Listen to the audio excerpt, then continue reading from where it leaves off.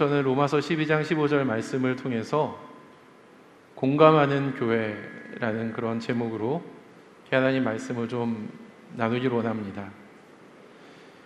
우리는 지금 코로나19 시대를 살고 있습니다.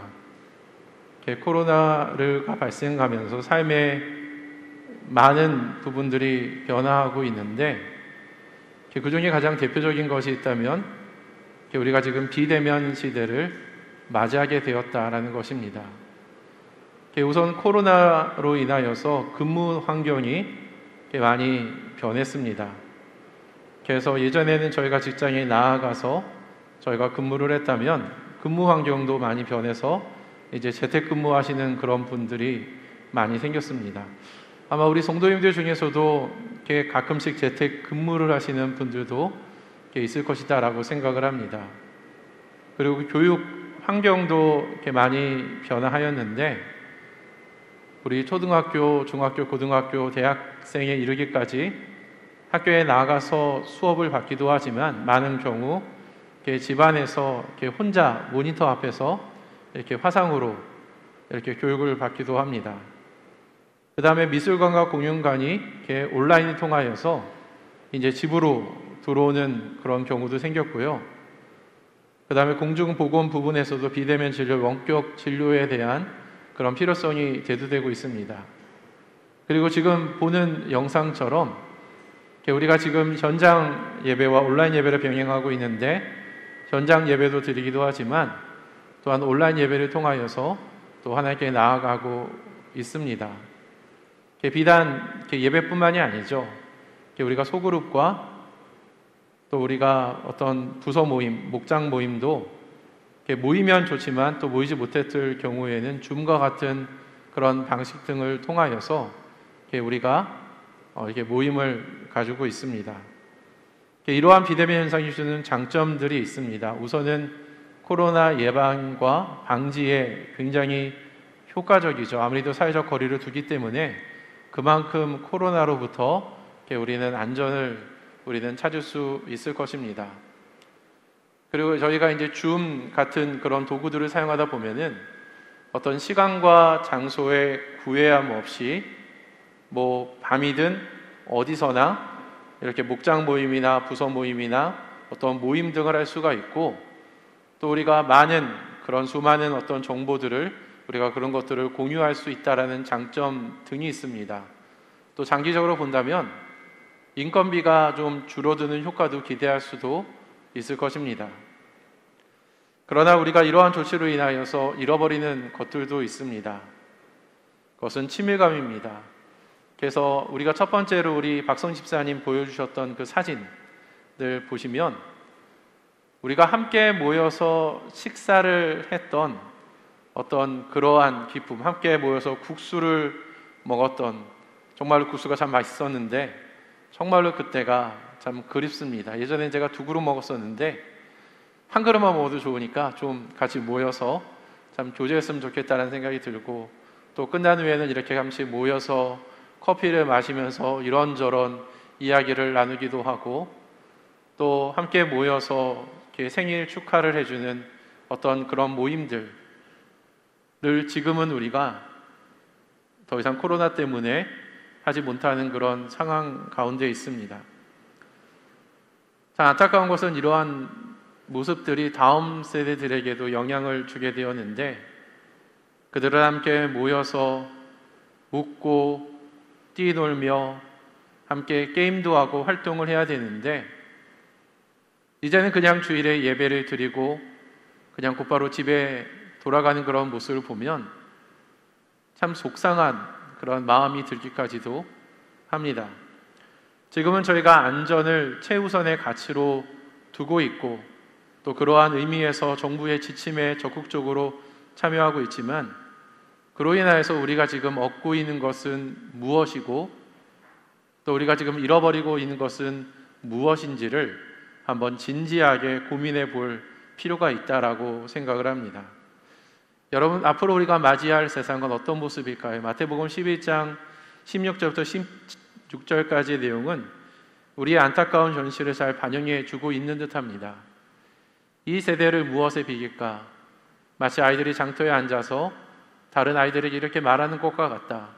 우리가 너에게 피리를 불어도 너희는 춤을 추지 않았고 우리가 곡을 해도 너희는 울지 않았다.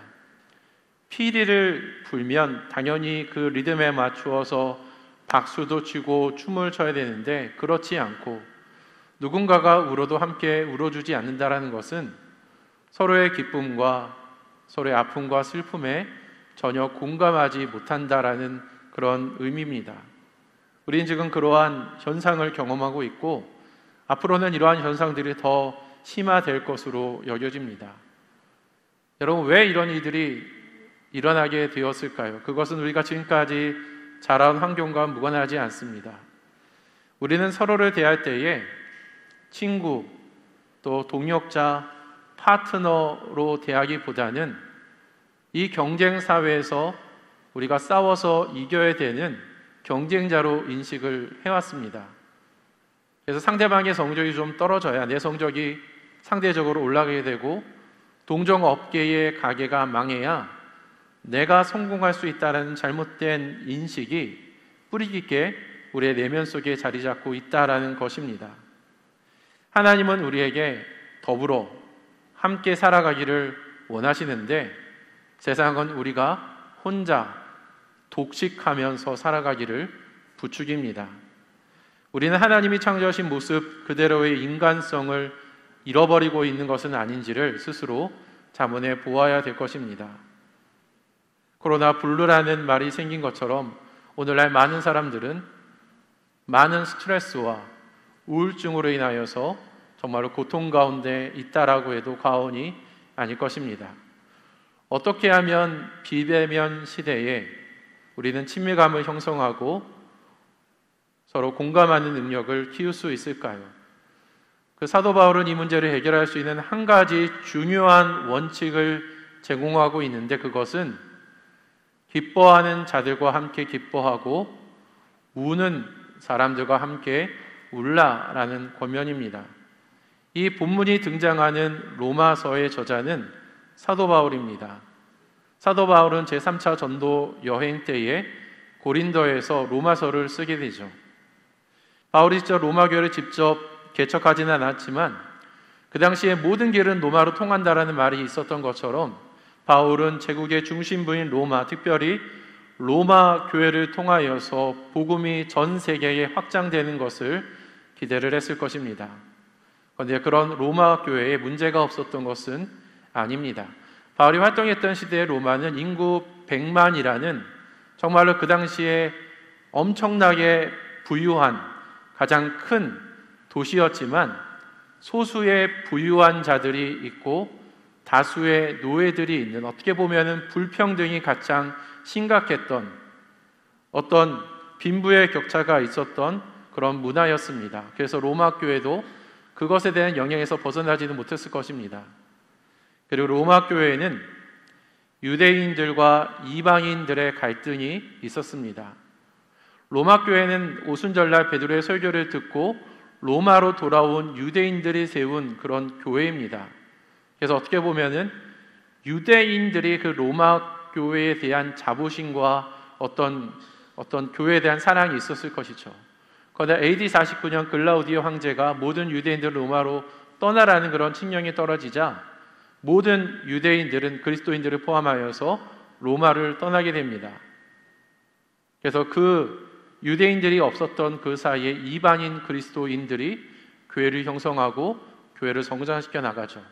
그런데 그로부터 6년 뒤인 AD 54년에 이제 글라우디오 황제가 죽고 네로 황제가 등극하면서 다시 유대인들은 로마로 돌아와도 된다라는 명령을 받게 됩니다. 그래서 유대교 그리스도인들이 많이 로마로 들어왔습니다. 로마 교회로 들어왔어요. 그런데 로마 교회에는 이미 이방인 그리스도인들이 자리를 잡고 있어서 그 이방인 그리스도인들과 유대교 그리스도인들 사이에 미묘한 마찰이 생기게 되었습니다. 복음 안에 들어온 이방인들은 유대인과 이방인의 관계, 그리고 율법과 복음의 관계를 충분히 이해하지 못했으며 유대인들도 율법을 제대로 지키지 않는 이방인들에 대한 편견을 가지고 그들을 오해하는 그런 마음이 있었을 것입니다. 그래서 바울은 로마서를 통하여서 이러한 질문에 대해서 비교적 상세하게 답을 제공하게 되는데, 유대인이든 이방인이든 하나님의 공의 앞에서는 평등하며 모든 사람들이 하나님의 의에 도달하는 방법은 오직 예수 그리스도의 복음을 통해서 가능하다라는 것입니다. 여러분, 이 복음은 유대 사람을 비롯하여서 그리스 사람에 이르기까지 모든 믿는 자에게 구원을 주시는 하나님의 능력됨을 믿으시면 아멘으로 화답하길 바랍니다. 여러분, 이러한 배경에서 이제 로마서 12장이 시작을 합니다. 잠깐 로마서의 구조를 제가 간단하게 설명하자면, 로마서는 1장부터 12장까지 인간에 대한 하나님의 일, 어떤 복음의 능력을 설명을 합니다. 그리고 로마서 12장부터 16장까지는 그러한 배경하에 다른 그리스도인들과의 관계, 성도들끼리의 관계에 대해서 설명을 하죠. 다시 말해 로마서 1장부터 12장까지 하나님과의 올바른 관계를 설명한 뒤에, 그러한 배경 뒤에 다시 이제 로마 성도들끼리의 관계에 대해서 설명을 하고 있다라는 것입니다. 그래서 팀 켈러라는 학자는 이 로마서를 강의하면서 이 부분을 이렇게 정의를 했습니다. 복음은 새로운 관계를 맺게 한다. 여러분, 복음은 새로운 관계를 맺게 하기에 충분합니다. 우리가 그리스도인으로서 우리가 서로를 사랑하고 서로 기뻐하는 사람들과 함께 기뻐하고 우는 사람들과 함께 울 수 있는 것은 복음이 먼저 나의 삶을 변화시켰고 여전히 내 안에 복음의 능력이 살아있기 때문에 우리가 그러한 삶을 살 수 있다라는 것입니다. 그래서 오늘은 황금률로 알려진 로마서 12장 15절 말씀을 통하여서 우리가 교회 공동체 안에서 어떻게 인간관계를 맺어야 되는지, 특별히 어떻게 하면 우리가 우는 사람들과 함께 울고 그리고 기뻐하는 사람과 함께 기뻐할 수 있는지에 대해서 적용 중심적으로 세 가지 원리에 대해서 함께 좀 나눠보기를 원합니다. 어떻게 하면 더 잘 공감할 수가 있을까요? 첫 번째 원리는 공감하기 위해 우리가 잘 경청해야 된다라는 것입니다. 우리가 상대방을 정말로 깊이 있게 공감을 하려면 상대방의 말과 어떤 행동과 어떤 상대방의 분위기와 그 감정에 깊이 공감할 수 있어야 된다라는 거예요. 존 오토보그 목사님이 쓴 관계 수업이라는 책에 보면은 이런 일화가 소개가 됩니다. 답슨이라는 어떤 한 사람이 지하철을 타고 집으로 귀가하던 그런 중이었습니다.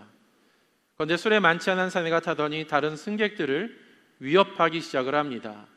그래서 막 술에 취해서 이리저리 비틀리면서 옆에 아기 든 아기 엄마를 주먹으로 위협하기도 하고, 그 다음에 그 지하철 안을 이렇게 지나는 노 부부를 깜짝 놀라게 하는 그런 만행을 저지르고 있었습니다. 그래서 그러한 모습을 보던 답스는 더 이상 참아서는 안 되겠다. 내가 그동안 배웠던 무술을 통하여서 저 사람의 버릇을 내가 고쳐줘야 되겠다 라고 행동을 이렇게 개시하려고 하는데, 저기 멀리에서 어이 이보게 라는 소리가 들렸습니다. 그래서 답슨과 술에 만찬 사람이 그곳을 바라보니까 한 일본인 승객 한 노인이 그 취한 사람을 이렇게 손가락을 이렇게 부르면서 어이 이보게 하고 이렇게 부르는 거예요.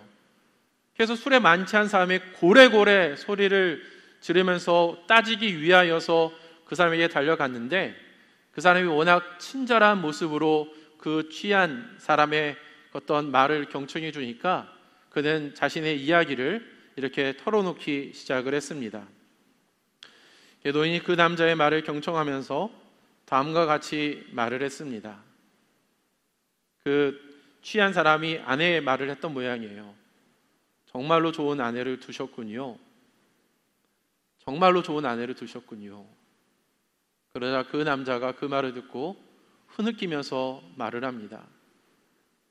제 아내가 죽었어요. 제 아내가 죽었어요. 노인은 그 남자의 말을 계속해서 경청하며 듣고 있는데, 이 답슨이라는 사람이 마지막으로 본 그들의 모습은 이 술에 만취한 사람이 그 노인의 그 무릎팍에 머리를 기대고 다리를 쭉 펴고 편안하게 잠을 자는 그런 모습이었다라고 합니다. 여러분, 이것이 경청의 힘입니다. 우리가 주변에서 누가 기뻐하고 누가 슬퍼하는지를 잘 파악하려면 우리는 상대방의 말과 행동에 우리가 잘 경청할 필요가 있습니다. 모든 공감은 경청에서 시작됩니다. 그런데 우리가 누군가를 공감하기 위해서 경청할 때 어떤 사실을 우리가 이해하는 것뿐만이 아니라 상대방의 감정까지도 우리는 파악할 수 있어야 될 것입니다. 얼마 전에 우리 이성영 집사님께서 갑자기 어지러움증을 호소하여서 한림대 응급병원에 이제 가게 된 그런 적이 있었습니다. 워낙 다급했던 상황이고 경황이 없었던 터라 갑자기 옆에 있던 우리 김영 집사님에게 연락을 하게 되었고, 우리 김영 집사님이 우리 이성윤 집사님 부부를 모시고 응급실로 급하게 달려가게 되었습니다. 그래서 이제 검사 결과를 알지 못한 채 초조하게 기다리고 있는데 교회에 돌아오게 되었어요. 그래서 제가 잠깐 우리 김영 집사님하고 이야기를 나누었는데 우리 집사님이 이런 말씀을 하셨습니다. 이성영 집사님이 혹시라도 어떻게 되실까봐 너무 겁이 났고 너무 자기가 떨렸다고. 그런데 그 말을 하는데 금방이라도 울음을 터뜨릴 것 같은 그런 분위기였습니다. 상대방의 위급한 상황을 단지 팩트, 어떤 사실로만 받아들인 것이 아니라 그때의 분위기, 그때의 그들이 느꼈을 그 감정까지도 공감하면서 같이 함께 있어 주었던 것입니다. 여러분, 폴 콜먼은 좋은 경청과 친밀한 경청을 이렇게 구분을 했습니다. 좋은 경청은 어떤 사실을 있는 그대로 이해하는 것이라면, 친밀한 경청은 상대방의 감정까지도 헤아려 주는 것이다 라고 이야기를 했습니다. 상대방의 말을 있는 그대로 잘 이해하는 것은 좋은 경청이지만 정말로 우리가 추구해야 돼, 우리 사람 있는 교회 성도님들이 추구해야 될 경청은 그냥 사실로서만 받아들이는 것이 아니라 어떤 그들의 감정까지도 수용할 수 있는 그런 경청을 해야 된다라는 것입니다. 여러분의 경청은 좋은 경청입니까? 아니면 친밀한 경청입니까? 바로 오늘 본문에서 기뻐하다, 울다 라는 그 단어를 의도적으로 선택하면서 감정의 중요성을 강조한 바가 있습니다.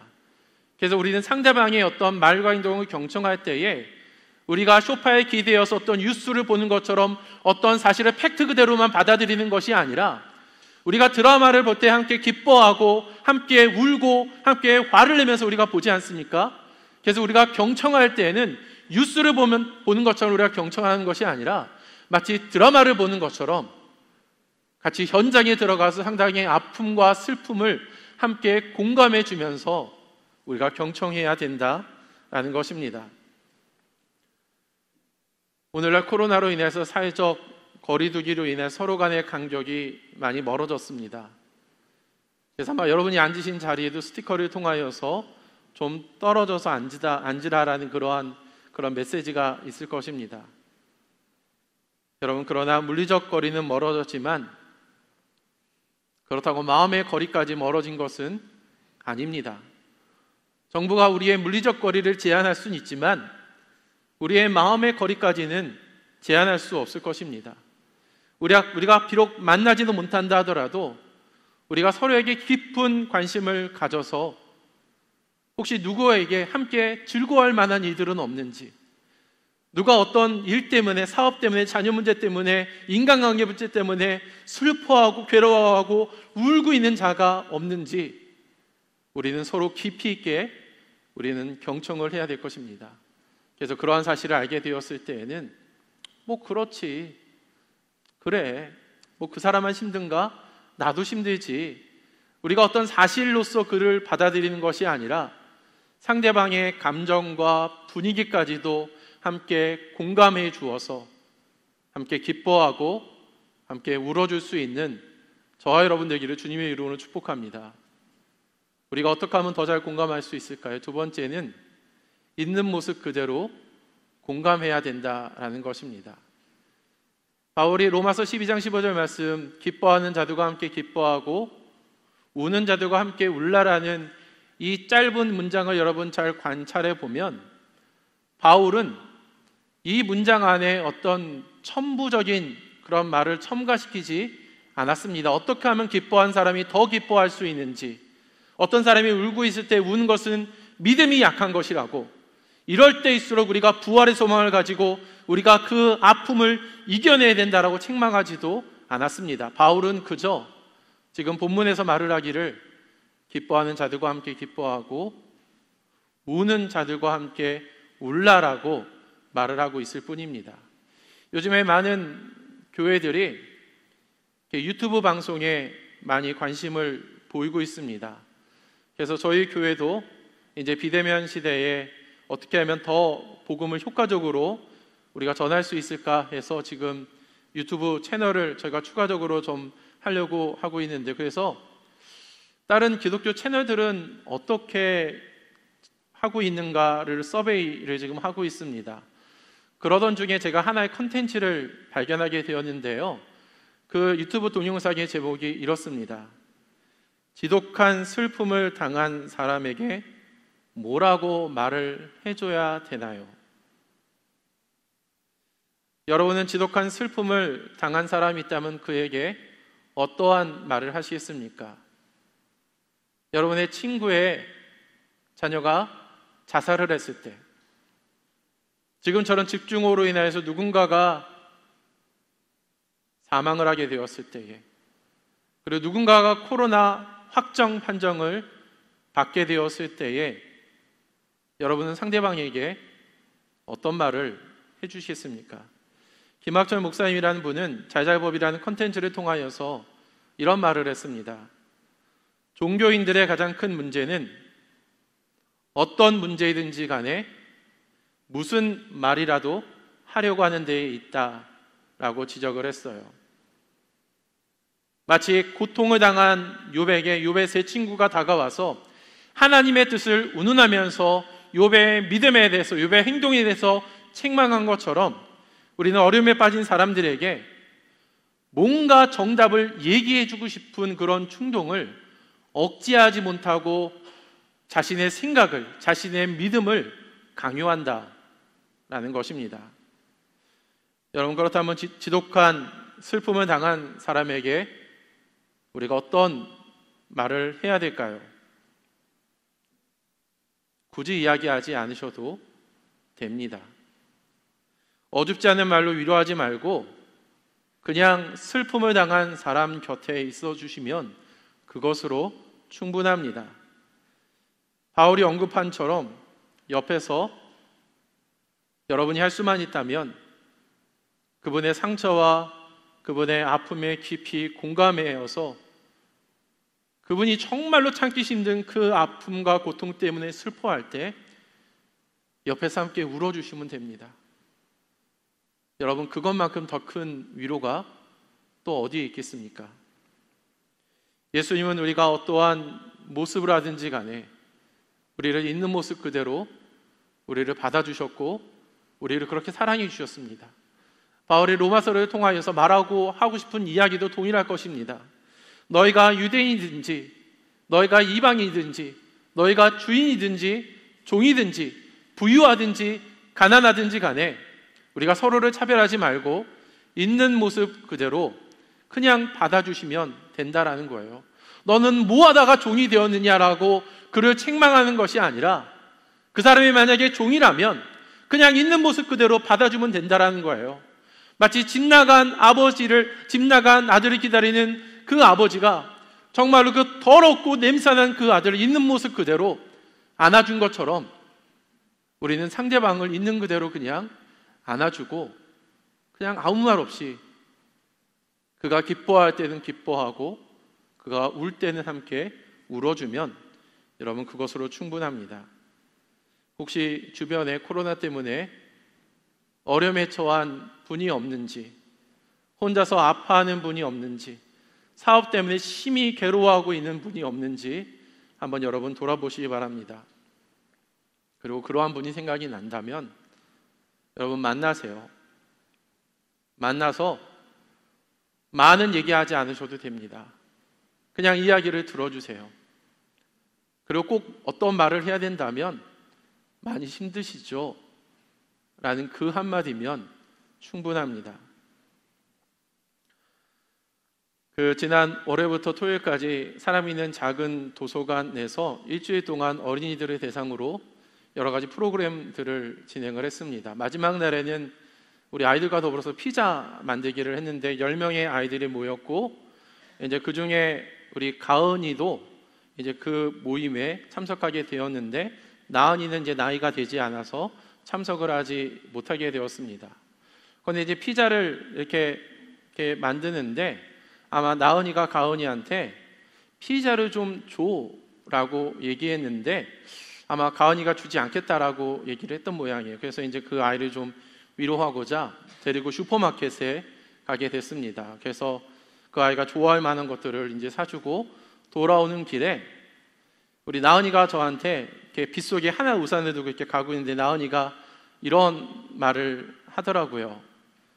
지금 언니가 만드는 피자 함께 먹으면 더 맛있을 텐데, 혼자 먹는 것보다 함께 먹으면 더 맛있을 텐데 라는 이야기를 했어요. 여러분, 음식도 혼자 먹는 것보다 사실은 같이 먹는 게 더 맛있지 않습니까? 여러분, 기쁨도 마찬가지입니다. 혼자만 그 기쁨을 누리는 것이 아니라 내가 기뻐하는 그런 일이 있다면 이웃에게 알려주고, 누군가가 기뻐하는 일이 있다면 함께 기뻐해 준다면 그 기쁨은 그 사람에게만 국한되는 것이 아니라 그 기쁨은 우리에게도 해당이 될 것입니다. 어떻게 하면 더 잘 공감할 수가 있을까요? 세 번째는 순종하는 태도로 공감해야 된다라는 것입니다. 내가 공감하고 싶으면 공감하고, 공감하기 싫으면 공감하지 않는 것이 아니라, 하나님이 바울을 통하여서 너희가 기뻐하는 자들과 함께 기뻐하고 우는 자들과 함께 울라라고 명령을 했다면 그 명령에 우리가 순종함으로 우리가 서로를 공감할 수 있어야 된다라는 거예요. 그래서 로마서 12장 15절 말씀, 이 말씀은 단순한 권면이 아니라 여러분 헬라어 원어로 보면은 이것이 명령어로 되어 있습니다. 그러니까 바울은 유대인과 이방인들에게 너희가 싸우지 말고 그냥 사이좋게 지냈으면 좋겠다라고 이야기하는 것이 아니라 너희가 기뻐하는 자들과 함께 기뻐하고 우는 자들과 함께 울라라고 지금 명령을 하고 있다라는 거예요. 그 몇 주 전에 교회를 청소하던 우리 전현 집사님께서 저한테 다가오더니 이런 말을 했습니다. 때로는 벌레가 사람보다 더 나은 것 같아요 라고 말씀을 하시면서 본인이 찍은 사진 하나 저한테 이제 카톡으로 보여주는데 이 사진입니다. 이게 뭔지 아세요? 여러분이 지금도 많이 볼 수 있는 노래기입니다. 그런데 여러분 이 사진을 자세히 보면, 사진 보여주시겠어요? 사진을 자세히 보니 노래기가 한 마리가 아니라 두 마리예요. 조금 더 자세히 보면 위에 있는 노래기가 아마 누구에게 밟혔는지 등이 많이 상해가지고 엄청난 부상을 당했습니다. 그런데 곁에 지나가던 노래기가 그 먼저 부상당한 노래기가 좀 안쓰러웠는지 그것을 등에 업고 함께 어떤 곳으로 향하고 있다라는 것입니다. 그래서 전 집사님이 그 모습을 보고 크게 감동을 받으셔서 목사님 이거 보라고, 벌레가 사람보다 낫다고 그렇게 이야기를 하시더라고요. 사실 우리 전 집사님뿐만 아니라 우리가 동물의 세계 같은 다큐에서 보면은 서로 돕고 의지하는 그런 동물들의 모습을 보면 우리가 큰 격려와 또 위로를 우리가 때로 받기도 합니다. 그런데 여러분, 바울이 왜 권면이 아니라 명령을 했을까요? 그것은 기쁨과 슬픔을 함께 나누면 그것은 당사자뿐만이 아니라 상대방의 삶도 풍성해지기 때문입니다. 스페인의 속담처럼 기쁨과 슬픔을 함께 나누면 기쁨은 배가 되고 슬픔은 반으로 줄어드는 그런 효과가 있다라는 것입니다. 여러분, 혹시 여러분의 주변에 우울하고 좀 낙심한, 좀 어려운 사람이 있다면 한번 그 사람 곁에 한번 가보시기 바랍니다. 그러면 자신에게 있는 그런 에너지가 빠져나간다라는 그런 느낌을 받을 때가 아마 있을 겁니다. 그런 사람 옆에는 별로 친구들이 없습니다. 그런데 반면에 언제나 기쁨이 있고 에너지가 넘치는 사람 곁에 가면 그 사람의 어떤 기쁨과 에너지가 그 사람에게 있는 것이 아니라 그 어떤 기쁨이 저한테도 이렇게 전이가 되는 것들을 제가 종종 느낍니다. 저는 박종원 집사님하고 교제하는 것을 참 좋아하는데 우리 박종원 집사님에게는 기쁨의 바이러스가 있는 것 같습니다. 그런데 그 바이러스는 전문성이 강해서 우리 박 집사님에게만 이렇게 기쁨이 있는 것이 아니라 주변에 있는 사람들에게 그 기쁨을 이렇게 좀 나눠주는 것 같아요. 여러분 만약 믿지 못하겠다면 오늘 예배 끝나고 한번 집사님을 한번 만나보기 바랍니다. 그러면 막 이렇게 막 함께 하면서 막 이렇게 웃게 되는 아마 그런 일들이 있을 것이다라고 생각을 합니다. 여러분 중요한 질문을 제가 하나 더 하겠습니다. 왜 박 집사님은 항상 기쁨이 넘칠까요? 왜 박 집사님은 항상 기쁨이 넘칠까요?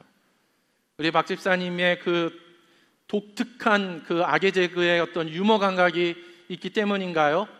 아니면 그분에게 이제 김은정 목사님처럼 좋은 아내가 있기 때문인가요? 아니 뭐 민서처럼 예쁘고 멋진 아들이 있기 때문에 기쁨이 넘치는 것일까요? 물론 여러 가지 이유가 있겠지만 보다 근본적인 이유는 그분 안에 그리스도의 사랑이 있고 그 사랑이 차고 흘러 넘치기 때문입니다.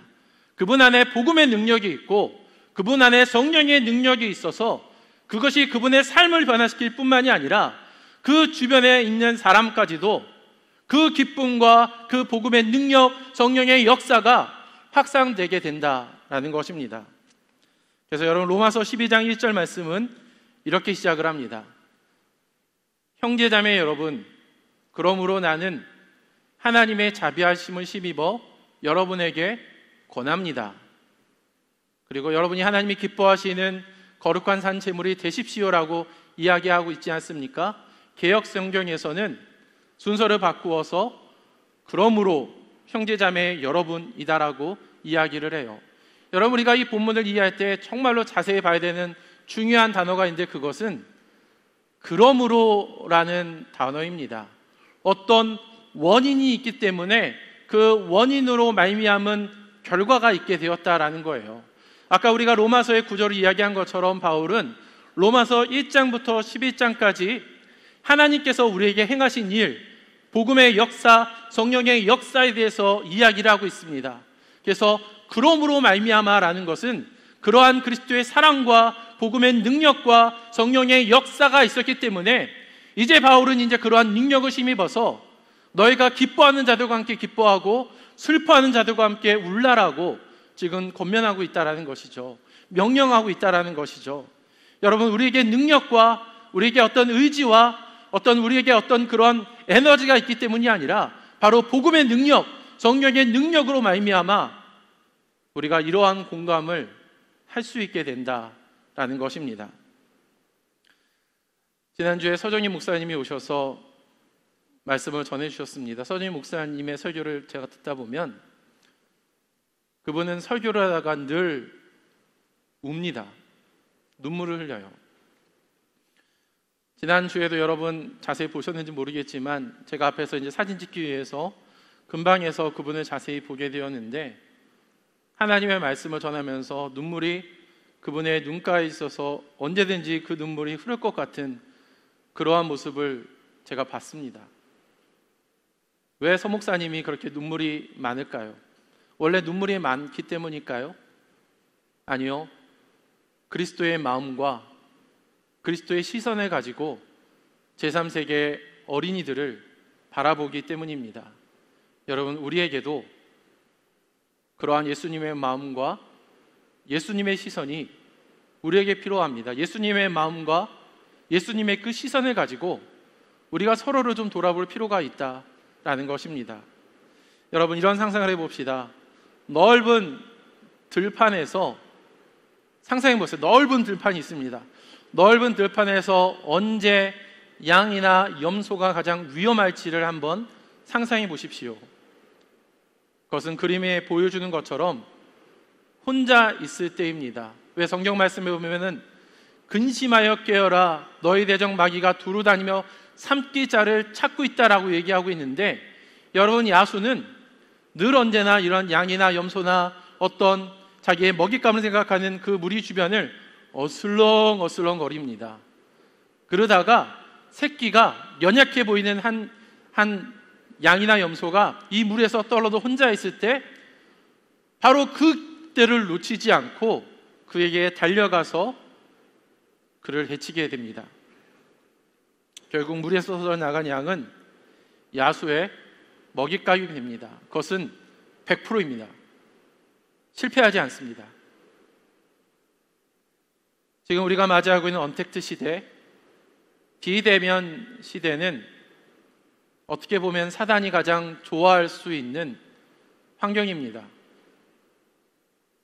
우리가 함께 공동체적으로 모여있지 않고 우리가 단독적으로 우리가 그 공동체에 떨어져서 혼자 있을 때 사단은 늘 기회를 엿보다가 그런 우리를 공격하고 넘어뜨린다라는 것입니다.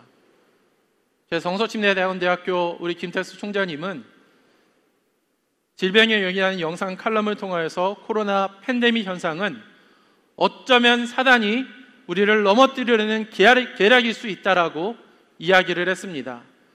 코로나로 인하여서 우리를 공동체에서 멀어지게 만들고 교회로부터 멀어지게 만들고 우리가 서로를 대할 때에 의심하고 경계하게 한다라는 거예요.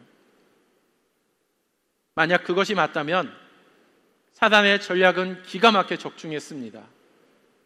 우리는 지금 사단의 전략에 어떻게 보면 지금 빠져 있는 상태다라고 해도 과언이 아닐 것입니다. 그러나 야수가 아무리 많더라도, 새끼가 아무리 연약하다 할지라도 여러분, 무리가 함께 모여 있으면 새끼는 안전합니다. 왜냐하면 무리가 서로 돌아가면서 진영을 바꿔가면서 새끼를 보호하죠. 그러면 그러한 과정 속에서 새끼만 안전하게 되는 것뿐만이 아니라 다른 무리도 안전하며 때로는 그 무리가 야수를 공격하기도 합니다.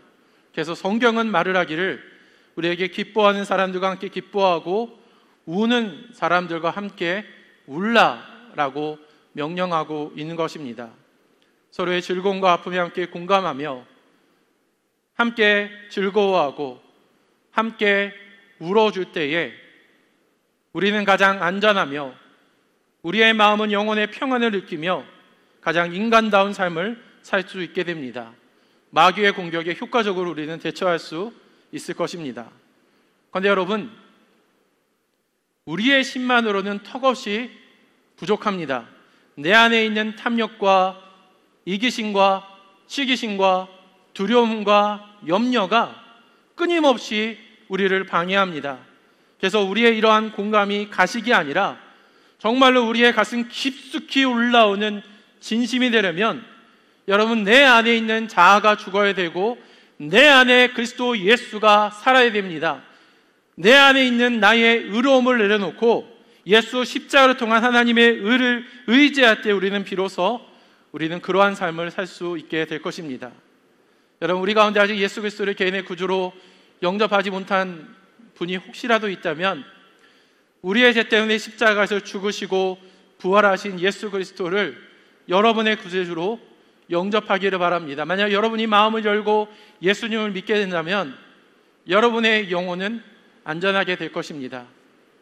그리고 이미 예수님을 믿고 구원받은 성도들이라면 힘들고 지칠 때 믿음으로 주님을 바라봅시다. 예수님은 우리의 모든 것을 공감하기 위하여서 우리와 똑같은 인간의 모습으로 이 땅에 오셨습니다.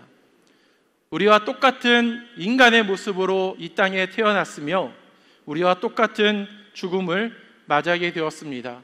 혼인 잔치에서는 함께 있는 그런 하객들과 함께 기뻐하고 춤추며 노래했으며 나사로의 장례식장에서는 우는 자들과 함께 예수님이 우셨습니다. 여러분, 주님은 우리의 모든 상황에 공감하십니다. 제가 다 여러분이 처한 상황을 제가 다 알 수는 없지만 그러나 주님은 아시기에, 주님은 모든 것을 알 수 있으시기에 주님은 우리의 모든 상황에 공감하실 수 있습니다. 여러분, 얼마나 위로가 되는 대목입니까? 그리고 그 주님이 저와 여러분의 구원자가 되십니다. 구원자가 되신 예수님이 이제 우리가 기뻐하는 사람들과 함께 기뻐하고 우는 사람과 함께 울 것을 우리에게 명령합니다. 나 혼자만 힘들다고 나 혼자만 챙기는 것이 아니라 우리가 주변을 돌아보아서 어려움에 처한 사람이 있다면 우리가 그리스도 예수의 사랑을 가지고 나아갑시다. 말과 혀로만 하는 것이 아니라 행함과 진실함으로 우리가 다가섭시다.